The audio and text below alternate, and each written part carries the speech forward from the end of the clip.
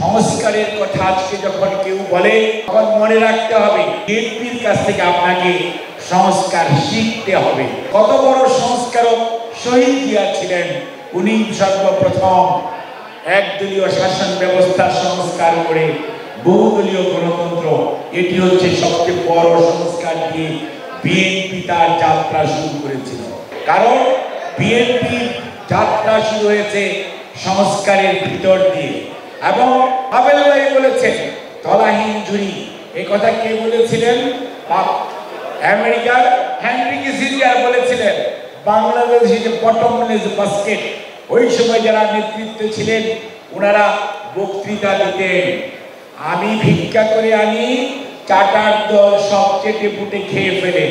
ওনাদের বক্তৃতা ছিল মানুষ পায় সোনার খনি, তেলের খনি, আমি পেয়েছি চোরের খনি।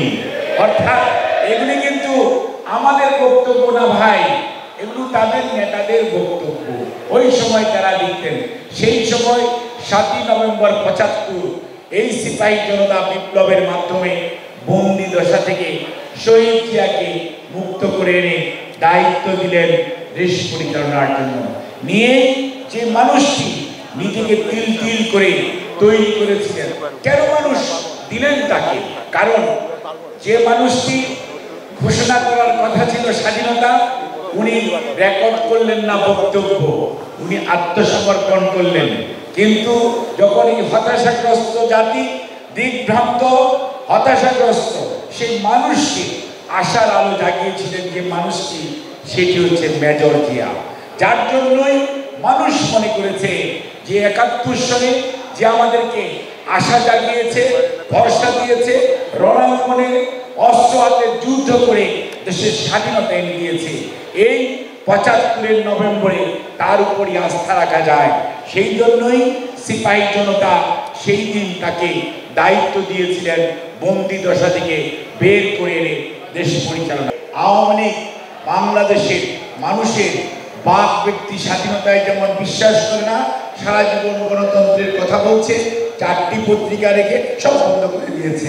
এইটা হচ্ছে আওয়ামী লীগ। তারা মুখে যা বলে করে তার উল্টো। এবং এটি হচ্ছে আমরা একটা স্লোগান দিতাম ছাত্র অবস্থায়, গণতন্ত্র এবং আওয়ামী লীগ একসাথে চলে না, মত প্রকাশের স্বাধীনতা ও আওয়ামী লীগ একসাথে চলে না। এবং আমরা সবসময় বলতাম ভদ্রলোকরা কেউ আওয়ামী লীগ করে না, এগুলো আমাদের সময় স্লোগান ছিল। যাই হোক, এখন সে কথায় যাচ্ছি না। যে কথাটিতে আমি ছিলাম এটি বলতে চাই, সেটি হচ্ছে আজকে আমাদেরকে সংস্কার নিয়ে আরেকটু কথা বলতে চাই।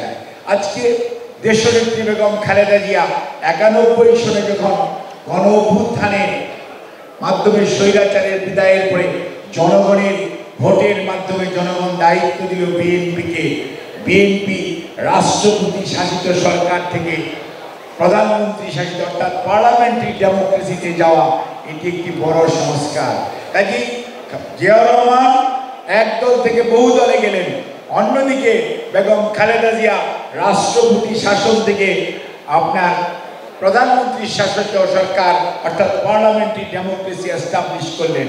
জনগণ যাতে তার ভোট নিঃসংকোচিতে প্রয়োগ করতে পারে সেই জন্য সংবিধানে সন্নিবেশিত করলেন অন্তর্বর্তীকালীন সরকারের অধীন জাতীয় নির্বাচন হবে।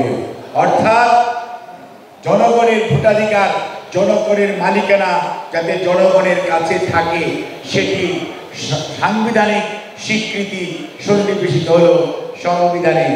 কাজে বিএনপির চেয়ে বড় সংস্কারক কারা?